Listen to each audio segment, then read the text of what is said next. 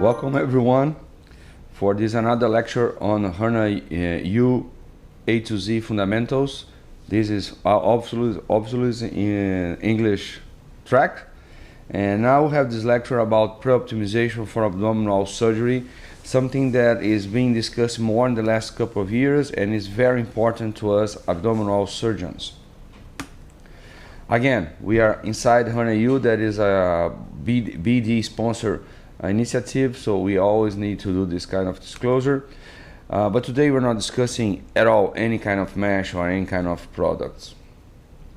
First of all, I would like to start with some definition of what is a complex hernia, because when we discuss pre-optimization, usually it is more crucial pre-optimization of our patients in scenarios where you have a complex hernia.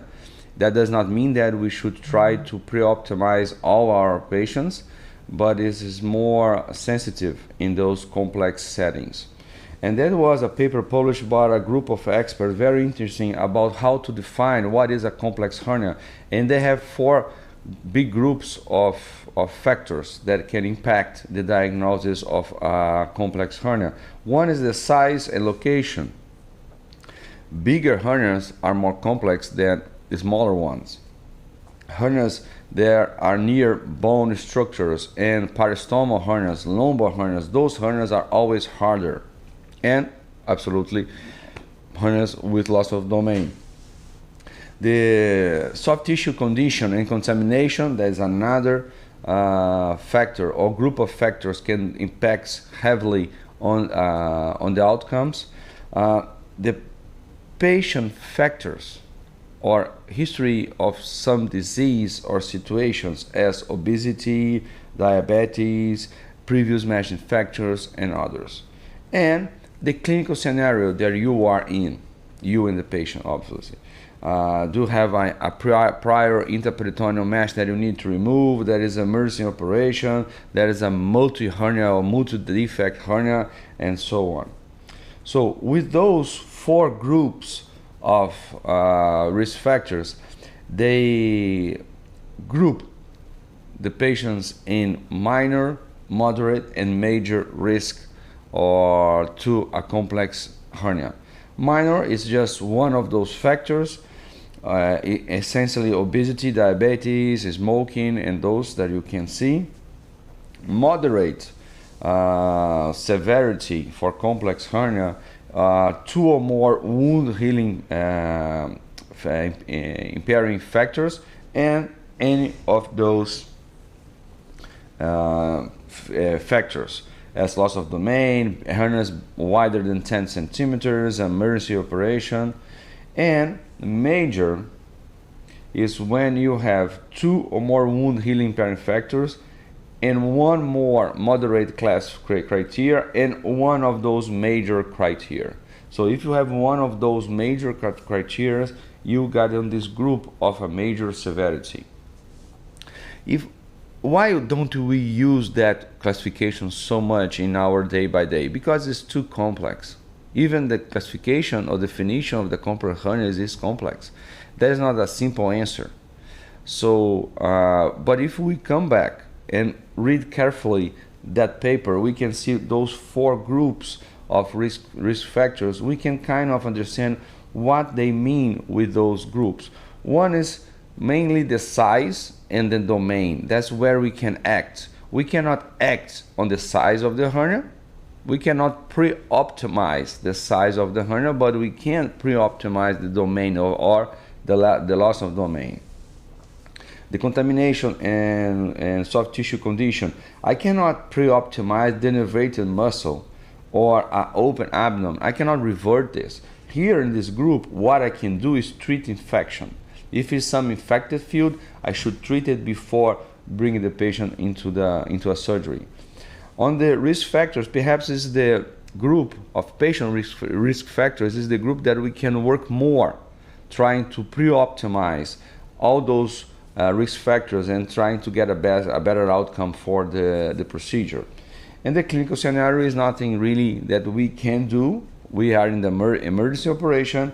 We have a intraperitoneal mesh, we have a multiple hernia, or there is no possible primary defect closure. So we cannot do anything in this group. But our mission is to identify what we can do in other risk factors to try to reduce them, and then with that have a better outcome for our patients. So what we should do first, what I do first for every ventral hernia, I'm taking out of the equation from now the inguinal hernias. I'm talking more about ventral hernias.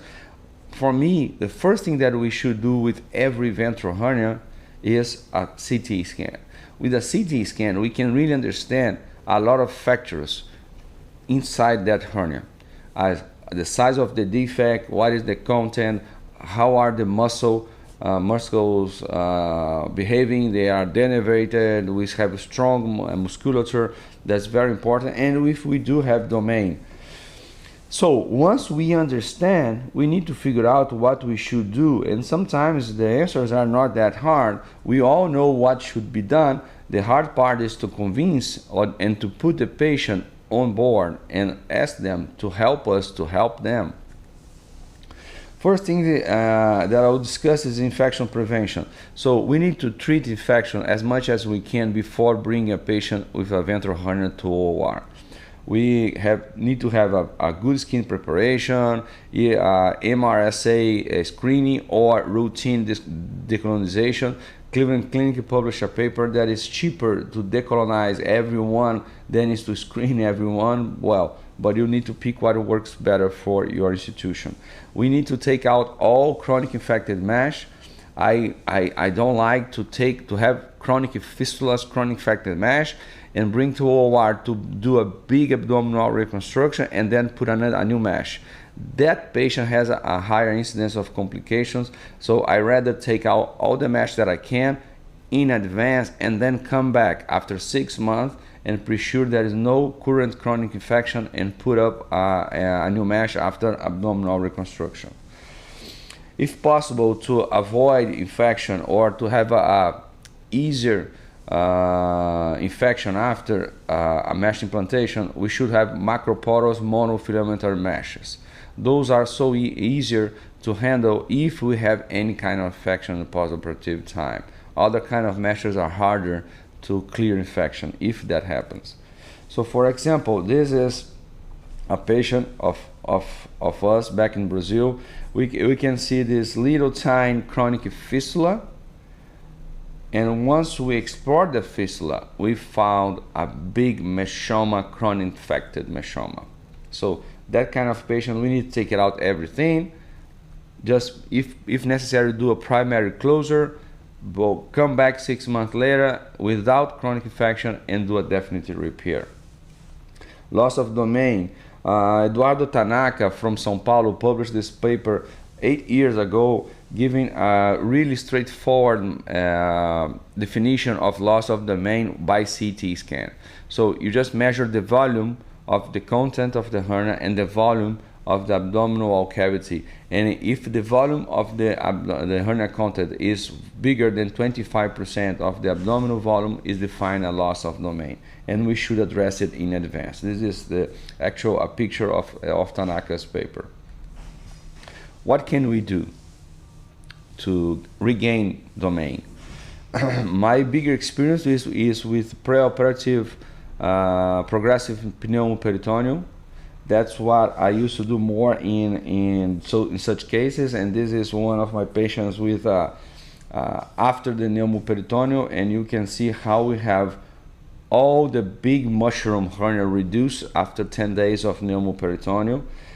Sometimes we don't have that outcome as good as this one, but for sure helps a lot to have this in preoperative manner.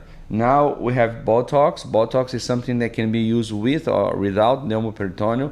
It's called now the chemical component separation. You just paralyze all your lateral muscle, so it's easier to reduce contents. You can increase the volume of the abdominal cavity. It's something that is gaining popularity, and in my opinion has very promising results.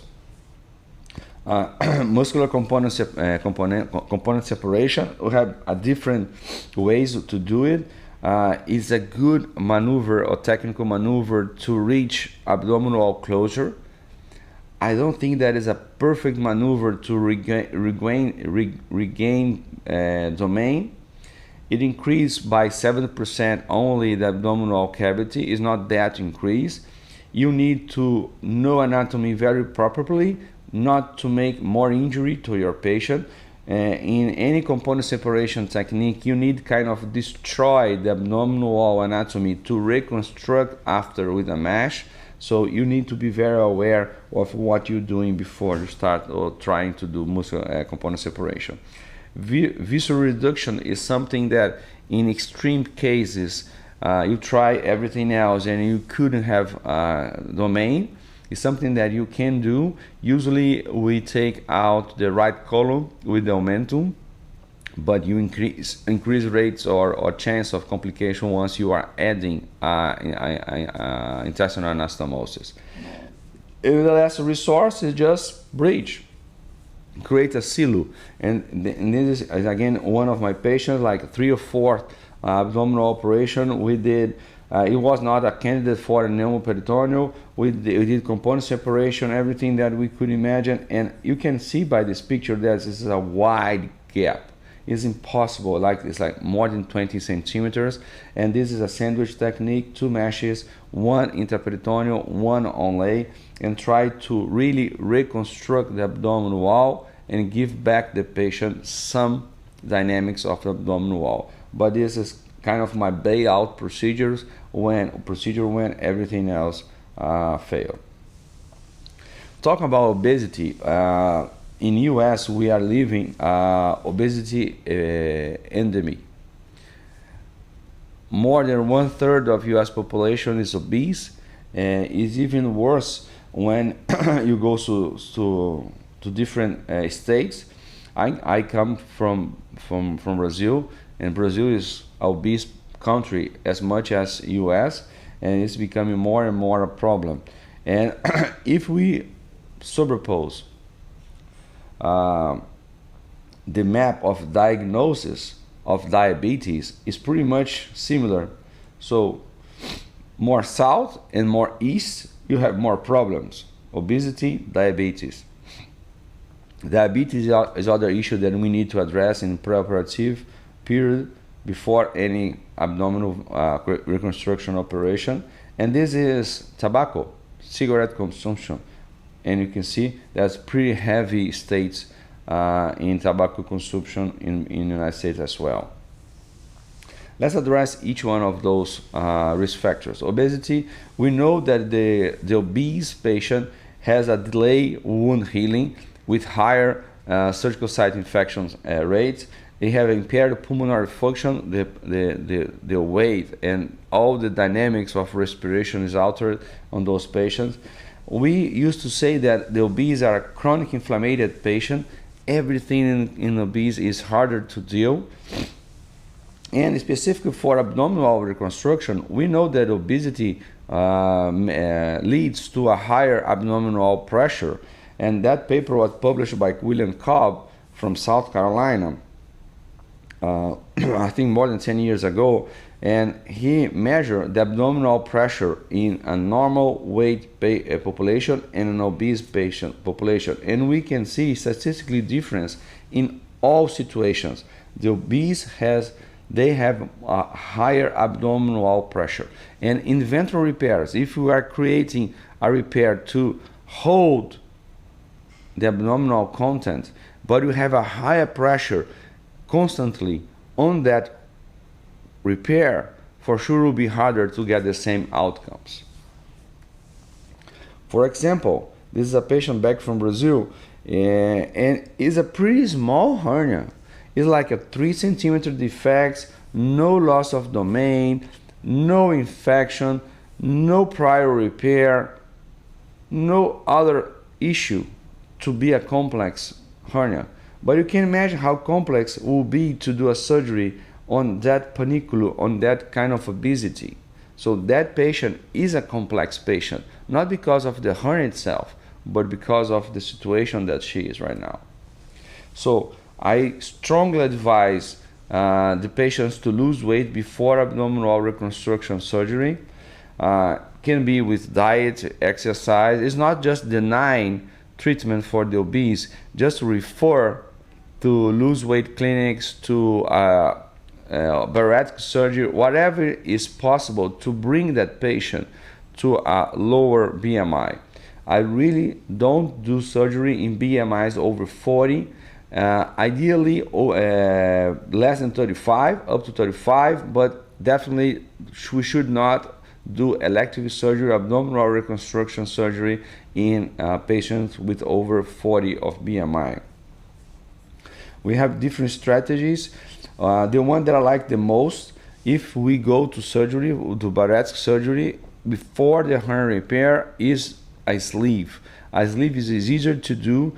If you want to do a bypass, you need to handle small bowel. And small bowel is most of the case inside the hernia sac. And the stomach is not in the hernia sac usually. So it's easier to do a sleeve and don't touch the hernia than do a bypass. If you need to touch the hernia, if you need to reduce content, you need to do something with the defect, with the opening. Because if you don't do, you have a high risk of postoperative incarceration of a hernia. So what I try to do is don't touch the hernia. If I need to reduce content, I try to do a primary closure. I'm not treating the hernia. I'm just avoiding a post-op complication. And if I can't close the hernia, I patch omentum into the defect so I don't have space for incarceration. So that is my strategy when dealing with obesity. Diabetes is also a big problem. We know that hyperglycemia, chronic hyperglycemia can lead to several issues with wound healing as well, as we can see on those papers. Glycosylation of collagen, giving less strong collagen. We have less defense cells working, so it's harder. Everything is more complicated in an uncontrolled diabetes patient. So we should control. We know that if you have HbA1 below 8, you have less complications. Usually surgical site infection. Those numbers are coming down. I've read some papers that showing that you should try to target below 7 instead of 8, but the message is we need to have diabetes under control prior to abdominal wall surgery. Tobacco is a very powerful industry. Trillions of cigarettes are using over the world. We perhaps have this feeling that we have less smoking in the world, but it's still a big industry and a big problem. Chronic tobacco use leads to abnormal wound healing, as bad as diabetes and obesity. We should ask the patient to stop smoking. Nicotine patches and gum, there is no problem associated, but electronic cigarettes are perhaps as bad as the traditional cigarettes. That study is amazing. Almost 500,000 of patients studied. And we can see that we have worse outcomes with smokers, mainly related to the wound. And if we have a former smoker and we compare with a non-smoker, a person as myself, that I never smoke, the former smoker will never get the same results of a non-smoker. But it will have a lot better results than a current smoker, as you can see on the bottom line.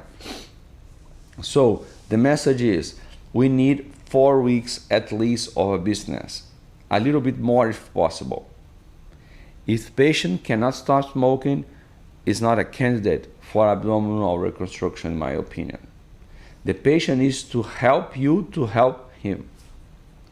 It needs to be explained. You can refer the patient to specific clinics to help the patient stop smoking, but until you don't have a lower BMI, you don't have a controlled diabetes, and you have a smoke cessation, is really not a candidate for abdominal wall reconstruction surgery.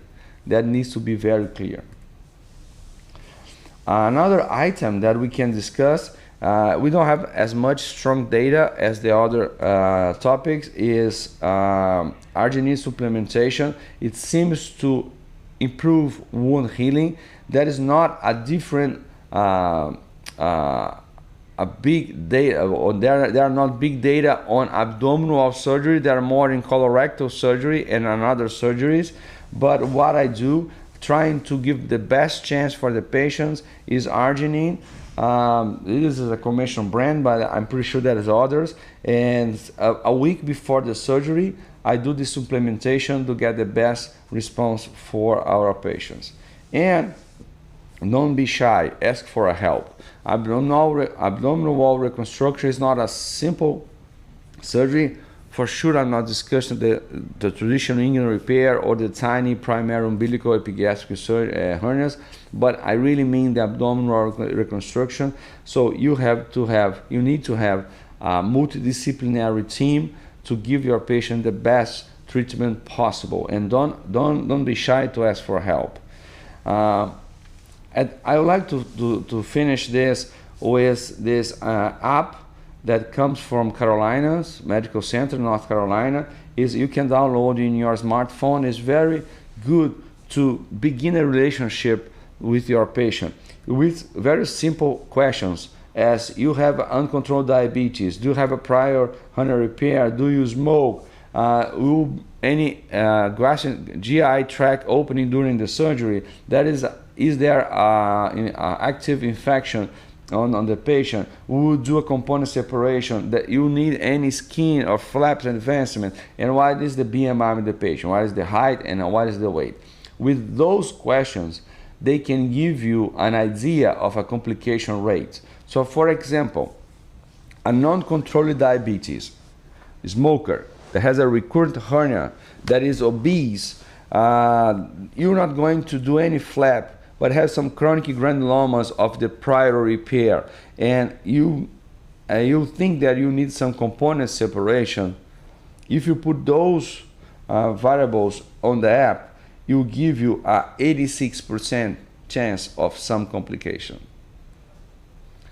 I would not get in a plane if the pilot told me that I have 86% chance of have some complication. So that's something that you can show your patient. So here is where you are right now. I'm not doing this operation because of this. You have a high risk of complication. So let's take the same patient. Let's control the diabetes. We have a smoke cessation. We still have a recurrent hernia. We cannot change this. We take out all the granulomas. We wait 6 months so the patient can lose weight. He's not a thin guy. He's a still obese patient, but down from the 40s to 34 of BMI. With that, you're still not using any flap. And now that he lost weight, you perhaps will not do a component separation. If I put those variables into the app, I bring it to 22 chance of any complication. So it's not ideal, but it's a lot better of 86. So that is a very clear way to show your patient and to engage your patient into the treatment. That's the idea, that's how I use that kind of app. So my final message is, be one step ahead of the problem. Anticipate any issue in your abdominal reconstruction surgery. So pre-optimization is key. You start your surgery better. You start your treatment even before you do a skin cut in your patient. Clear infection, lose weight, control diabetes, stop smoking, and some better nutrition. Regain domain if necessary, and don't forget, it is also about team approach. You need to put different specialties on board to help you to deal with that kind of patient. Okay? So that was for the day. I hope you enjoyed. Please take the quiz. Make your question will be on live on Q&A, me, Salvador, and Eduardo. So I hopefully will have a lot of questions about how to deal with those patients in the perioperative time and to get the best outcomes for our patients. Thank you so much. See you in the next time.